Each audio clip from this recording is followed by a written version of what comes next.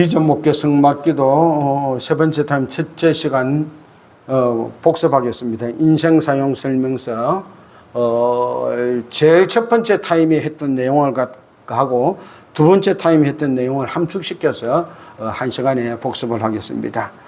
고린도서 5장 14절에서 17절까지 하나님의 창조 계획과 목적입니다. 하나님의 창조 계획 설명서. 하나님이 이 에덴의 동산을 만들었습니다. 그리고 그 에덴의 동산에 아담과 하와를 두시면서 하신 말씀이 생육하고 번성하고 정복하고 지배하고 다스리라. 아담과 하와에게 맡겨준 일입니다. 만들기는 내가 만들었다. 그러나 다스리는 건 네가 해나가라. 아담과 하와가 다스려야 될 장소는 에덴 동산입니다. 그렇다면은 하나님이 나를 창조해서 하나님의 계획 속에서 나를 이 땅에 보냈다면은 나도 다스려야 될 장소가 있을 것입니다. 나의 에덴이 있을 것입니다. 우리가 어디서 가서 살아야 되느냐? 하나님이 보낸 나의 에덴에 가서 살아야 되는 겁니다. 나의 에덴에 가서 살면 삶이 행복합니다. 신납니다. 즐겁습니다. 힘들고 어려워도 행복하고 기쁩니다. 그런데 나의 에덴에 가지 않고 남의 에덴에 가니까 힘듭니다.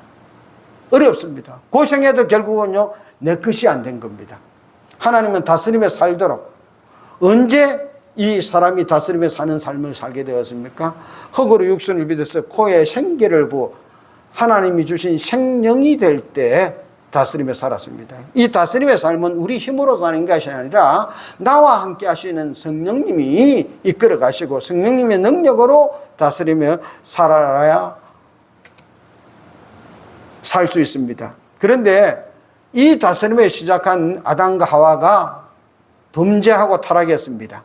어떻게 범죄 시작했습니까? 우리가 잘 아는 대로 뱀이 하와를 꼬십니다.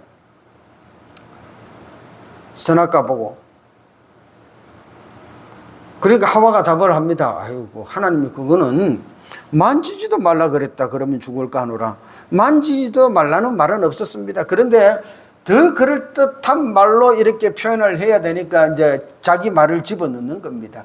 그걸 꼬투리로 딱 짜가지고 성경의 뒷이야기를 기록한 미드라시라는 책에 보면은 그렇게 기록되어져 있어요. 뱀이 그 소리를 듣고 선악과를 딱 땄대요. 봐, 내가 땄잖아. 그래도 안 죽었잖아.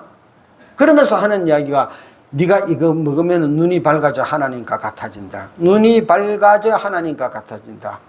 사탄 마귀가 사람을 타락하고 범죄하게 만들 때 첫 번째 사용한 게 비교의식입니다. 이건 먹으면 네가 하나님과 같아진다. 비교할 수 없는 대상, 나를 만든 창조주와 나를 비교하게 만든 겁니다. 이것만 먹으면 네가 창조주하고 같아진다니까. 누가 안 먹겠습니까? 사탄 마귀가 오늘도 우리를 시험하고 우리를 유혹하고 우리를 넘어뜨리려고 비교의식 씁니다. 옆집에 누구, 다른 사람 누구. 하나님 나에게 주신 일이 있는데 나는 나에게 준 그 일만 찾아가서 하면 되는데 그 일 못하도록 사탄 마귀는 자꾸 비교시키는 겁니다. 네 동기들하고 비교해봐라. 네 친구들하고 비교해봐라. 그 결과 사람도 벌을 받고 저주를 받았지만 토지도 저주를 받았습니다. 그래서 가시덤불을 내고 엉겅퀴를 내고 농사를 해도 농사가 잘 안 되고, 제가 요즘 텃밭을 해보는데요, 지난주까지 막 이렇게 비가 많이 왔잖아요. 뿌리도 않은 풀이 얼마나 큰지 몰라요. 그런데 곡식들은요, 그름을 줘도 잘 안 돼요. 저주받은 토지입니다. 내가 심어서 밭 깔고 거름 주고 심은 곡식은 걸핏하면 죽어요. 안 커요. 거름을 줘도. 그런데 거름도 안 줬는데 잡초들은요 우거져 가지고 그 곡식들을 다 덮어가는 겁니다. 저주받은 토지의 모습입니다. 고통의 삶입니다. 힘껏 노력해도 안 되는 겁니다. 왜냐하면은 그것이 나의 에덴이 아니기 때문입니다. 우리가 예수를 믿었다면요, 하나님이 나를 보낸 나의 에덴을 찾아가야 되는 겁니다.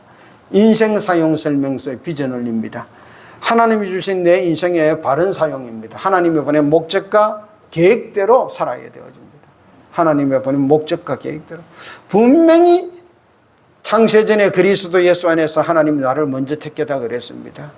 나를 지었다 그랬고 나를 만들었다 그랬고 나를 지명하여 불렀다 그랬습니다. 내가 이 땅에 지금 태어난 이유는 내가 그 가문에 어떤 사람은 은수저, 어떤 사람은 금수저, 어떤 사람은 흙수저 막 그렇게 자기 가문을 표현하는데 가장 나쁜 흙수저라고 그렇게 생각합시다. 내가 그 흙수저에 태어난 이유는 하나님이 내가 그 가정에서 태어나야 하나님이 나를 이 땅에 보내는 목적과 계획을 가장 잘 깨달을 수 있기 때문에 나를 그 가문에 보냈을 뿐입니다. 하나님의 보내심은요, 조준에 실패한 적이 없습니다. 정조준에서 보냈습니다. 그런데 그 정조준한 그 자리에서 하나님의 보내심만 깨달으면은 바른 삶을 살 텐데 그걸 깨닫지 않고 잘 살기 위해서, 잘 먹기 위해서, 잘 되기 위해서 자꾸 비교하는 겁니다. 다른 사람하고 다른 삶하고 사탄 마귀가 첫 번째 아담과 하와에게 쓴 방법 그대로 비교하기 시작해가지고요, 하나님 준 소명도 잊어버리고 옆길로 가게 되어지는 겁니다. 지금까지 우리가 그렇게 살아왔다면은 이제는 예수를 믿었으면은 지나온 삶을 정리하고, 우리가 회개한다고 그러는데 예수 믿고 회개하고 예수님을 믿었다고 그러는데 지나온 삶을 정리하는 것이 아니라 잘 살려고 발버둥친 그 인생에 지금까지는 내가 내 힘으로 발버둥쳤지만 이제 예수 믿었으니 하나님이 도와주셔서, 성령님이 도와주셔서 나 좀 더 잘 살게 해주세요. 나는 조금 노력해도 예수 믿었으니 하나님이 도와주셔서 잘 살게 해주세요. 그게 복받은 것이라고 착각하고 그렇게 살아온 경향들이 많습니다. 그래서 그렇게 산 모든 삶을 갖다가 정리하고 회개하고 진짜 그리스도 안에서 새 삶의 출발. 그래서 다가올 미래, 언젠가는 우리가 아버지 나라에 갈 텐데 하나님 앞에 갔을 때 후회 없는 삶 살 수 있도록. 그렇다면은 지금 많은 사람들이 예수를 믿는다 그러면서 이야기를 합니다. 이 세상 너무 찌긋찌긋해. 이 세상 너무 힘들어. 나 천국 가고 싶어. 그러면 이제 오늘 밤에 죽자 그러면 또 죽긴 했을 때요. 결국은 천국 가는데 소망인데, 그러면은 그렇게 지옥 같은 삶을 살다가 천국 가면은 하나님이, 예수님이 우리 보고 야, 너 잘 살았다 그러실까? 아닐 거예요. 너는 왜 그렇게 이 땅에서 내가 하라고 한 일은 안 하고 엉뚱한 일만 그렇게 왔냐? 유모집에 그런 유모가 있더라고요. 어떤 목사님이 교회를 개척을 너무 열심히 하는 거예요. 그래서 이제 예수님이 하늘나라에서 이래 보시다가 그 천군 천사들한테 그래서 우리가 아무래도 저 목사님 좀 도와주셔야 안 되겠냐? 좀 도와주자. 예, 도와줘야 되겠습니다. 절이 힘들겠는데. 그래? 그럼 네가 가서 좀 도와주고 오너라. 그래서 한 천사를 보냈대요. 그랬더만은 조금 있으면 그냥 빈손으로 왔대요. 왜 안 도와줬냐? 예수님, 내가 내려가는 사이에 그 목사님이 세미나 다른 데 갔다 왔다가 또 바꿔버렸어요. 그래서 못 도와드렸어요. 유모집에 놓은 이야기지만요. 그렇습니다. 잘 살기 위해서, 잘 되기 위해서 그런 방법, 그런 길이 있다고 그러면은 얼마나 찾아다니고 시간 바치는지 모릅니다. 그래서 이제는 잘 사는 삶에서 바르게 사는 삶으로 변화를 시작해야 될 시점입니다. 그래야만 한국 교회가, 한국의 그리스도인들이 이 세상에서 빛과 소금의 역할을 감당하고, 아, 예수 믿으면은 저렇게 되는구나. 예수 믿는 교회는 저런 곳이구나. 세상이 교회와 예수를 새롭게 인식하고 하나님 영광을 드러내는 삶 될 것이라고 봅니다. 고린도후서 5장 14절 17절 본문 말씀입니다. 다 같이 한번 읽겠습니다. 그리스도의 사랑이 우리를 강건하시는도다. 우리가 생각하건대 한 사람이 모든 사람을 대신하여 죽었은즉 모든 사람이 죽은 것이라. 그가 모든 사람을 대신하여 죽었으면 살아있는 자들로 하여금 다시는 그들 자신을 위하여 살지 않고 오직 그들을 대신하여 죽었다가 다시 살아나신 이를 위하여 살게 하려 함이라. 그러므로 우리가 이제부터는 어떤 사람도 육신을 따라 알지 않으노라. 비록 우리가 그리스도도 육신을 따라 알았으니 이제부터는 그같이 알지 아니하노라. 그런즉 누구든지 그리스도 안에 있으면 새로운 피조물이라. 이전 것은 지나갔으니 보라 새 것이 되었도다. 아멘. 우리가 새신자 교육할 때, 세례 교육할 때, 그리고 구원받았다 확정시킬 때 가장 많이 쓰는 성경 구절 중에 하나입니다. 그리스도 안에서 새 사람이 되었다. 새로운 피조물이 됐다. 너 예수 믿느냐? 예, 예수 믿습니다. 그러면은 너는 새로운 피조물이 됐다. 새 사람이 되었다라고 우리가 그렇게 선언을 해줍니다. 그런데 여기에 우리가 간과하고 지나가는 내용이 있습니다. 왜 예수님이 죽었었냐? 그리스도의 사랑이 우리를 강건하시는 데다 강제로 가난다는 겁니다. 우리가 생각하는데 한 사람이 모든 사람을 대신하여 죽었은즉 모든 사람이 죽은 것이라. 그가 모든 사람을 대신하여 죽으시면 예수님이 모든 사람을 대신하여 내 죄 대신에 죽으신 이유는 살아있는 자들로 하여금 다시는 그들 자신을 위하여 살지 않고, 예수 믿는 사람들이 다시는 자기 자신을 위하여 살지 않고, 예수 믿기 이전까지 오늘까지는 내가 예수님을 몰랐기 때문에 세상에서 잘 먹고 잘 사는 길을 따라 살았습니다. 그러나 오늘 예수 믿었으니 오늘 이후부터는 나 대신 죽으신 예수님을 위하여 살겠습니다. 왜? 예수님이 내 대신에 그것 목적 때문에 죽었기 때문에. 그래서 교회에서 목사님들이 새가족 교육을 시키거나 전도하거나 할 때 당신 예수 믿어야 되는 이유가 뭐냐? 네 죄 때문에 예수님이 죽었다. 지금까지는 네가 잘 먹고 잘 살겠다고 세상 길 따라 살았는데 이제는 예수님이 너 죄 때문에 죽었으니 그 예수님이 너를 이 땅에 보내는 목적과 계획이 무엇인지 알고 네가 온 목적대로, 네가 온 그 하나님의 계획대로 한번 살아봐야 되지 않겠냐. 그래서 너 예수 믿어야 된다. 그래서 네가 우리 교회 오면은 그 삶 살아갈 수 있도록 내가 안내해주고 가이드해주고 기도해주고 도와줄게. 성령님이 도와주실 것이다. 그래서 우리 같이 예수 믿자. 그러면은요, 그 교회가 지하실인들, 2층에 방 한 칸인들 아무 상관이 없습니다. 그런데 뭐라고 예수 믿으라고 말합니까? 예수 믿고 복 받으라. 예수 믿고 잘 된다. 예수 믿으면 그 문제 해결된다. 그래서 와서 보니까요, 교회가 자기 집보다 적어. 뭐 예수 믿고 복 받는다 그랬는데 이 목사님은 얼마나 복을 못 받았으면 이런 데서 사시냐. 그때는 철없어서 예수를 믿었어.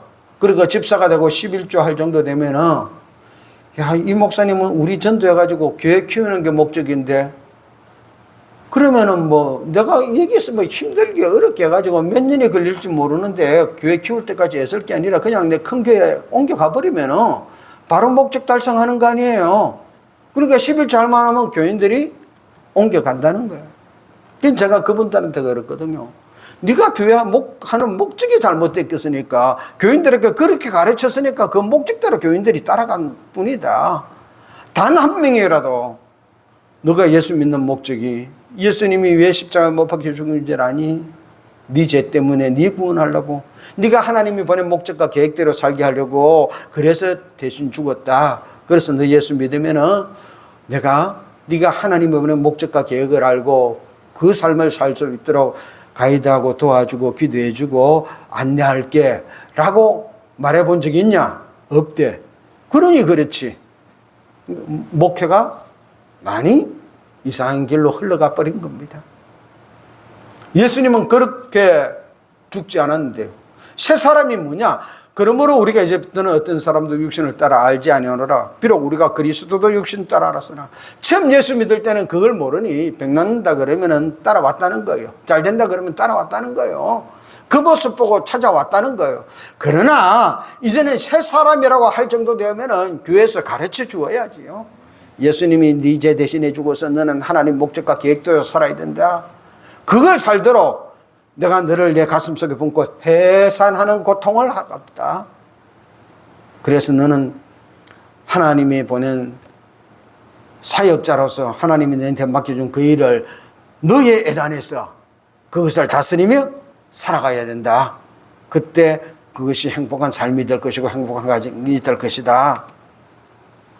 이런 삶을 살아야 되는데, 인생의 사람들이 삶을 살아갈 때 이 목적직을 추구하는 게 꿈, 야망, 비전 세 가지로 나눠 볼 수 있습니다. 꿈, 마음속에 바람이나 이상. 마음속에 바라는 것 이상. 이 꿈은요, 비교의식이 출발하면은 만들어집니다. 난 하루에 일해서 10,000원을 벌었어. 다 그런 줄 알았어. 그런데 옆집에 철수 아빠는 하루 일해가고 10만 원을 받는데, 그러면은 부인이 극습니다.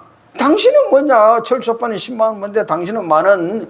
그러면 나도 3만 원이나 5만 원이라도 되는 데 있으면은 비교해가지고 더 나은데, 더 쉬운데, 더 편한데 쫓아가집니다. 꿈은 항상요, 비교식이 반려되면은 시작되어지고 더 낫고 더 쉽고 더 편안한 곳 쫓아갑니다. 그래서 가다 보면은요, 끝이 없어요. 항상 더 좋은 것, 더 편안한 게 있어요. 계속 옮겨가게 만드는 겁니다. 결국 그러다 보면은 더 좋은 것, 더 편안한 거에서 청취 없이 떠들게 되어지는 겁니다. 또 한 가지 사람들이 삶을 갖다가 정하면서 살아가는 방법이 야망입니다. 크게 무엇을 이뤄보겠다는 희망, 욕망입니다. 저는 이 야망을 중학교 들어가가지고 도덕 시간에 선생님한테 배웠는데요. Boys, be ambitious. 윌리엄 클라크 박사가 그 말을 했대요. 소년이여 야망을 가져라. 그래서 크게 무엇이 되어야 된다. 높은 자리. 이 야망은요, 동일한 환경과 힘 속에서 성공의식이 발효하면 야망이 생겨납니다. 가난했어요. 배고팠어요. 그런데 비교의식이 발견하면은요, 야, 여기보다 조금 더 나은 자리가 없을까? 그 자리를 찾아가고, 성공의식이 발로하면은, 야, 그 정도는 내한테는 눈에 안 차. 나는 저 사람처럼 성공할 거야. 그리고는요, 그 욕망을 가지고 높은 자리 쫓아가게 되어집니다. 이 야망 때문에, 성공의식 때문에 망한 사람들이 참 많이 있습니다. 세 번째가 비전입니다. 미래상, 통찰력, 시각입니다. 꿈이 이루어지는 미래, 야망이 이루어지는 미래가 아닙니다. 이 비전은 어떻게 생겨나느냐 하면은 동일한 상황 속에서 춥고 배고프다고 칩시다. 그 상황 속에서 하나님이 나를 만드셨고 하나님 나를 이 땅에 보내셨다고 그러는데, 하나님 내가 왜 오늘 이렇게 춥고 배고픕니까? 하나님께 묻고 또 묻는 것, 그걸 우리가 기도라고 말합니다. 하면은 하나님이 답해 주십니다. 야, 나는 너한테 일하라고 보냈는데 너 엉뚱한 일 하고 있잖아. 그래서 내가 너를 지금 보자고 부르는 거야. 하나님이 저를 부르시는군요. 소명입니다. 하나님의 부르심. 왜 불렀습니까? 이 일 하라고. 하나님이 맡겨준 일 사명. 하나님이 맡겨준 일 사명이 가장 아름답게 완성된 미래상. 이것이 비전입니다. 그래서 비전은요, 소명의식이 발휘해야 생겨납니다. 비교의식 가지고 안 됩니다. 성공의식 가지고 안 됩니다. 소명의식입니다. 힘들고 어려울 때, 고난 속에 있을 때, 역경 속에 있을 때 하나님 앞에 내 모든 것을 다 내려놓고 하나님 만납시다. 그 하나님이 나를 부르시는 음성을 듣고 예라고 답할 때 비로소 비전이 시작이 되어집니다. 이 비전을 갖다가 세 가지로 요약할 수 있는데요. 첫 번째는 하나님이 맡겨준 삶입니다. 하나님의 창조 계획과 공약대로 하나님이 나를 맡겨주는 겁니다. 맡겨줘. 제가 경남 사천 출신인데요. 극장이 두 군데 있었어요. 읍공간 사천극장. 근데 사천극장 그 극장의 아들이 우리 고등학교 때 수학선생이었어요. 군대도 안 가고 이제 사립학교 선생으로 와서 나랑 몇 살 차이 나지 않는데 이 수학선생이 이야기를 해주는 거예요. 자기 집에 머슴이 있는데 이름이 명분이에요. 사천 읍내에 부잣집들은 다 머슴이 있었는데 이 명분이가 조금 모자라서 한 9푼이나 일이 된대요. 머슴 속에서는 맨날 돌리는데 자기 아버지가 극장을 하고 나서부터 이 명분이가 머슴 중에서 대장이 됐다는 거예요. 영화는 보고 싶은데 돈 주고 머슴들이 볼 그런 형편은 못하고 명분이한테 잘 보여갖고 놀러 오면은 그냥 공짜로 보는 거예요. 그러니까 사천 읍내에서 누가 영화를 가장 많이 보느냐? 머슴 명분이 친구들이 가장 많이 보는 거예요. 명분이한테 잘 보여가지고 새 영화 들어오면은 와가지고 보고 가고 오늘날 이 명분이 방에 사천에 그 머슴들이 다 모였어. 아버지가 그러더래. 명분아, 오늘 친구 보내고 일찍 자가라. 사장님 왜요? 내일 아침 새벽같이 네 곤양장에 갔다 와야 된다. 그래요? 그리고 친구들을 다 돌려보내고 이제 잤어. 뒷날 아침에 곤양장에 심부름 보내려고 명분을 찾으니까 안 보이는 거야. 이 사장이 열이 딱 붙이는 거예요. 이놈 봐라. 그렇게 시켰으면 말을 좀 들어야지. 아침 먹을 때도 안 나타나고 중참 때도 안 나타나고 점심 때 다다음에 가니까 땀이 뻘뻘 흐르면서 오는 거예요. 어디 갔다 왔냐? 곤양장에 갔다 왔는데요. 왜 갔는데? 어젯밤에 사장님이 그랬잖아요. 내일 새벽 일찍 곤양장에 가야 된다고 친구들 돌려보내라고. 그래서 친구들 어제 빨리 보내고 자고 새벽처럼 일어나가지고 날 덥기 전에 갔다 온다고. 새벽같이 곤양장에 갔다 왔다는 거예요. 가서 뭐 했는데 곤양장에 한 2바퀴씩 돌다 왔는데요. 명분이 곤양걸음입니다. 하나님 앞에 갔을 때 물을 겁니다. 너 뭐 하다 왔냐? 내가 이 땅에 태어나가지고 되는 대로 이리 살다 왔어요. 그래서는 곤란합니다. 최소한도 하나님이 나보고 이 일하라고 보내셔서 그래서 저는 그 일하고 왔습니다. 이 대답할 수 있어야 됩니다. 이게 예수 믿는 사람들의 인생 맨 마지막에 아버지 앞에 갔을 때 할 수 있는 답이 되어야 됩니다. 내가 태어나고 싶어서 태어난 것도 아니고요. 그냥 태어났어. 살다 보니 그렇게 살다 왔는데요. 이래가지고는요. 예수 믿었다고 말할 수가 없습니다. 예수님이 오신 이유가 무엇입니까? 하나님의 뜻을 향하려 오셨습니다. 인간들이 어떻게 살아야 되는지 그 삶의 비전의 모양을 예수님이 보여주셨습니다. 히브리서 10장 7절 말씀입니다. 이에 내가 말하기를 하나님이여 보시옵소서 두루마리책에 나를 가리켜 기록한 것 같이 하나님의 뜻을 행하려 왔나이다. 두루마리책에 나를 가리켜 기록한 하나님의 뜻을 행하려고 예수님이 오셨다 그랬습니다. 예수님이 하신 일요 요한복음 17장 4절입니다. 아버지께서 내게 하라고 주신 일을 내가 이루어 아버지를 이 세상에서 영화롭게 하였사오니. 다른 일 한 게 아니라 하고 싶은 일 한 게 아니라 보기 좋은 일 한 게 아니라 아버지께서 내게 하라고 주신 일을 내가 이루었다는 겁니다. 그때 이 세상에서 아버지의 영광이 드러났다는 겁니다.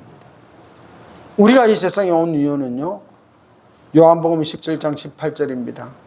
아버지께서 나를 세상에 보내신 것 같이 나도 저희를 세상에 보내었고 예수님이 보냈기 때문에 왔습니다.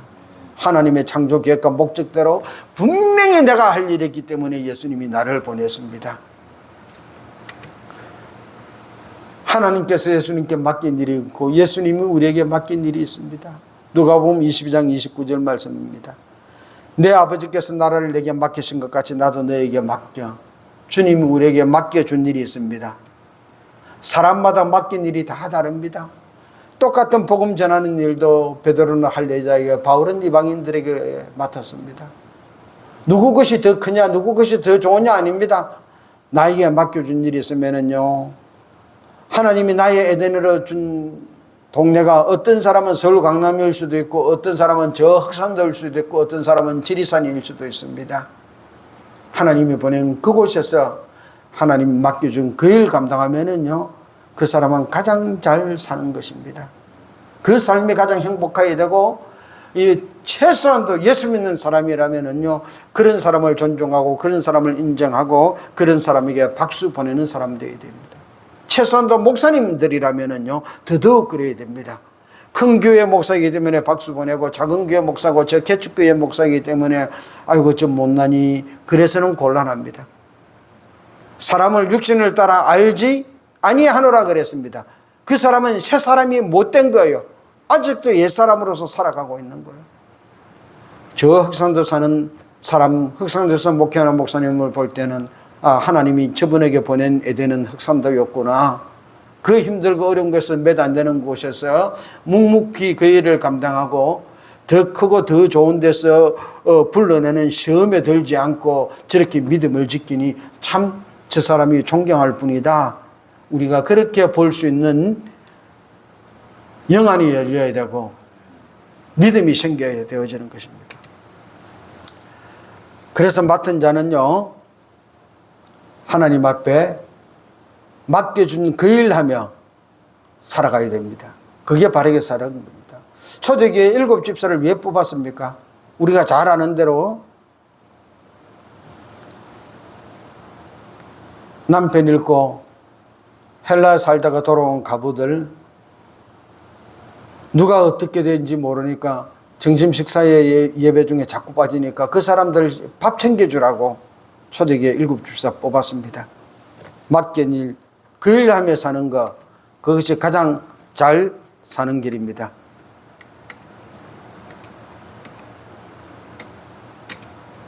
두 번째로 비전이 무엇이냐? 하나님이 권하는 삶입니다. 로마서 12장 1절 말씀입니다. 그러므로 형제들아 내가 하나님의 모든 자비하심으로 너희를 권하노니 너희 몸을 하나님이 기뻐하시는 거룩한 산제사로 드리라. 이는 너희의 드릴 영적 예배니라. 주님은 우리를 모든 자비하심으로 권하고 있습니다. 하나님이 맡겨준 그 일 하라고 여러 가지 상황 따라 여러 가지 형편 따라 여러 가지 처지에 따라서 그 순간순간마다 우리를 향해서 권하고 있습니다. 넌 일하면 살아야 된다. 일하면 살아야 된다. 살다 보면 일이 잘 될 때도 있고요. 잘 못 될 때도 있습니다요. 잘 될 때는 아무도 그런 생각 안 합니다. 그냥 잘 되니까 잘 합니다. 일이 잘 안 되면 왜 안 되냐 그러면서 잘못되게 만들었다고 누구를 원망하고 불평하고 막 그럽니다. 그때 우리가 한번 돌아봐야 됩니다. 왜 지금 이 일이 일어났느냐? 혹 이 일이 하나님이 나에게 권하는 그 일이 아니고 내가 이 세상에 빠져서 비교의식에 빠져갖고 안목의 정욕과 이성의 정욕과 이성의 자랑거리와 육신의 정욕을 따라서 살아가던 거 아니었나 하고 돌이키며 돌아봐야 됩니다. 우리가 하나님이 권하는 그 삶 살아갈 때 하나님 앞에 거룩한 산 제물의 삶이 되어지고 영적 예배의 삶이 되어지는 겁니다. 이 삶을 한평생 그렇게 살 때 이 사람이 천국 가서 아버지 앞에 인정받는 삶이 되어지는 겁니다. 하나님은 끊임없이 권했는데 우리는 끊임없이 거절하고 안목의 정욕과 육신의 정욕과 이성의 자랑거리 따라서 그거 좋아 보인다고 쉬워 보인다고 편해 보인다고 많은 사람이 따라간다고 그렇게 살아간다면 그 사람은 예수 믿는 삶이 아닙니다. 예수 믿는 삶이 아니에요. 자기 안목의 정욕과 육신의 정욕과 이성의 자랑거리를 위해서 그 삶 살려고 예수님을 이용하는 것에 불과하는 겁니다. 더 잘 살게 해주세요. 더 편하게 살게 해주세요. 그러면서 살아가는 겁니다. 세상에 권하는 사람은 잘 살아라 출세하라 그럽니다. 편하게 살아라 쉽게 살아라 남들보다 더 빨리 더 편하게 더 많이 가지라는 겁니다. 그런데 하나님이 권하는 삶은요 하나님이 기뻐하시는 거룩한 산제살이 되어라. 우리 몸을 제물로 드리라는 겁니다. 구약의 제물은 제사에 따라서 정한 기준이 달랐듯이요. 우리 몸이 제물이 되려고 그러면은요. 하나님이 정한 일을 하나님이 정한 방법으로 하나님이 정한 곳에서 해야 되어집니다. 그렇게 살아야 됩니다. 그래서 내가 왜 이 동네에 사느냐? 이 동네가 하나님이 나에게 주신 에덴이기 때문에 이 동네에서 내가 하나님이 시킨 그 일을 다스리며 해야 되기 때문에 그래서 내가 살아간다. 이 일을 내 힘으로 하는 것이 아니라 성령이 것인가 성령의 도우심으로 한다. 그럴 때요 그 삶이 행복한 삶이 되어집니다. 출애굽 여정할 때 물 좋은 곳 장막 치지 않았습니다. 오직 구름기둥과 불기둥이 안내하는 곳이었습니다. 그러면 그것이 어디든지 했습니다. 어디든지요. 어디든지. 물이 없는 곳에서는요. 반석에서 물을 내어 주었습니다. 어떤 사람에게는요. 이게 하나님 앞에 시험거리라는 이름으로 불리고 어떤 사람에게는 하나님이 기적을 체험해 준 장소로도 이름이 불리게 되었습니다. 르비딤, 마사, 무리바 한 곳입니다. 어떤 믿음으로 바라보고 물이 안 나올 때 어떻게 되었냐에 따라서 그 장수가 그들에게 달라졌던 것입니다. 그러므로 우리가 내 환경과 내 주위 조건을 바라볼 것이 아니라 그것 보고 비교하기 시작하면은요, 하나님 보내준 에덴 놓쳐버리고 하나님 맡겨준 사명 놓쳐버립니다. 항상 하나님이 권하는 그 음성에 민감해야 됩니다. 영적으로 살아있어야, 내 영이 살아야 하나님 권하는 음성을 듣고 그것을 발견하며 살 수 있습니다. 하나님은 모든 자비하심으로 권한다 그랬는데요. 저는 이걸 어릴 때 할머니를 통해서 알았어요. 아버님이 5대 독자고 제가 5대 독자의 장남이에요. 맨지로 형 둘이 있었는데 어릴 때 죽었다 그래요. 본 적도 없고 내 위로 누나가 내치고 내부터 시작해 또 아들이 4명이에요. 다 살았으면 11명 됐을 거예요. 그런데 이제 위에 형 둘이 죽어버렸으니까 딸 넷 넣고 5번째 나를 낳았으니까 6대 독자 택되잖아요. 얼마나 귀하게 했겠어요. 집안도 살만했겠다. 뭐 괜찮았겠다. 이렇게 어르고 그렇게 했다 그래요. 저는 잘 모르지만 누나들이 그래요. 야, 우리하고 니하고 얼마나 차별받은 줄 아냐? 제가 느끼는 게 학교 갔다 오면은 이제 가방을 갖다가 대청바로 던져놓고 놀러 가면은 할머니가 붙잡아요. 승태야, 숙제하고 가지? 할매, 나 30분만 놀다 와서 숙제할게. 응? 에이. 그리고 이제 놀러 가요. 그러면 해 질 때까지 안 오는 거야. 해가 내려지면은 할머니가 데리러 와요. 찾았어. 승태야, 집에 가자. 5분만 더 놀다가. 그럼 옆에서 기다리고 있다가 안 되면 집에 가서 이제 그 부지깽이를 들고 나와요. 이놈의 자식아 집에 안 가나? 가자! 그러면서 그때 하는 말씀이 이 씨가 만발이나 빠져 죽을 놈이. 그때는 내가 몰랐어요. 이 말이 그렇다고 혀가 한 발, 두 발, 10,000발 빠져서 죽는데 얼마나 큰 저주입니까? 그러면서 집에 가자 그러면 집에 또 바로 안 가요. 옆으로 이렇게 빠지려고 그러면은 부지깽이를 가지고 내 장단지 쪽을 향해서 그냥 딱 내리치면은요, 내가 아야! 그러면서 팔쩍 뛰어. 딱 소리는 났는데 분명히 내 장단지에 맞아야 되는데 안 맞아서 땅을 친 거야. 차마 때리지는 못하고. 그리고는 집 앞 우물가에 앉혀놓고는 다 씻어서 주고 나를 갖다가 이제 데리고 들어가요. 어릴 때 그 할머니 모습 보면은요, 내가 그렇게 말을 안 들어도 집에 데려가기는 데려가야 되는데 때린 적이 없어. 말라서 모든 자비하심으로 참아주고 또 참아주신 거예요. 하나님이 지금 우리를 하나님의 창조 계획과 목적대로 살도록 모든 자비하심으로 우리를 권하고 있습니다.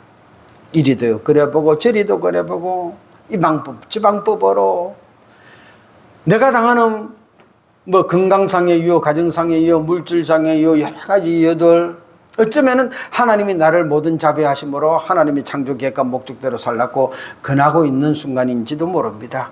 그런 일을 당했을 때 우리가 영안이 열려서 하나님의 뜻을 다 깨달으면 너무너무 좋을 겁니다. 그러면 그 인생이 내 힘 아니라 내 능력이 아니라 나를 그렇게 권하는 하나님의 능력으로 다스리며 사는 삶 살게 되어질 것입니다.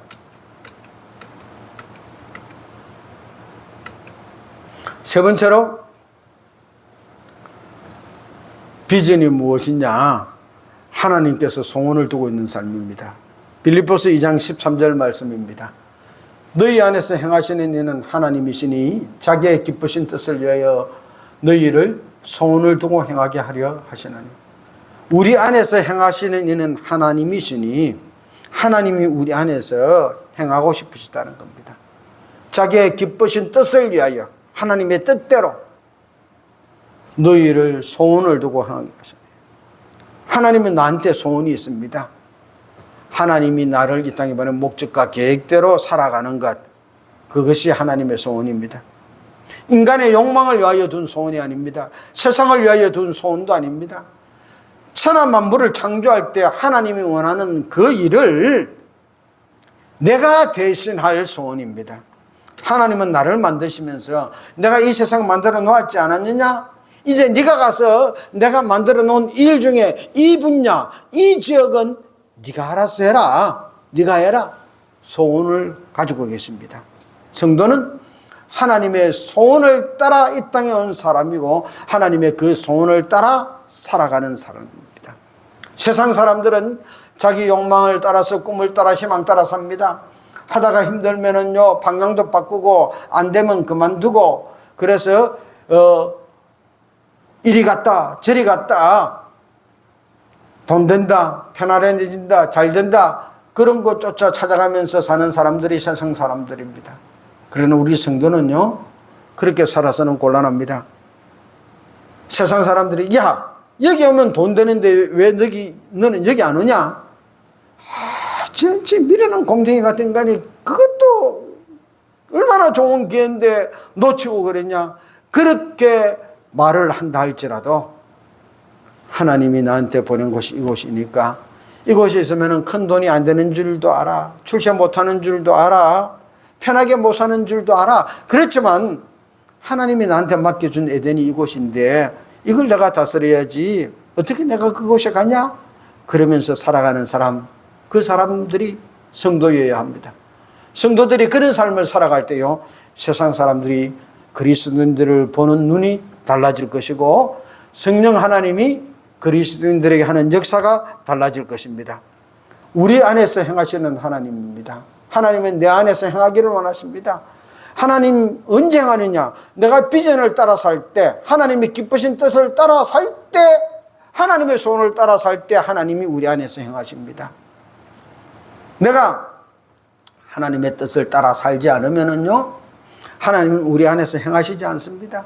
우리가 아무리 눈물로 기도하고 금식으로 기도하고 탄식하며 기도할지라도 하나님이 우리 안에서 행하실 수가 없습니다. 우리가 하나님의 기쁘신 뜻, 하나님의 소원을 따라 방향을 돌리고 살기 시작할 때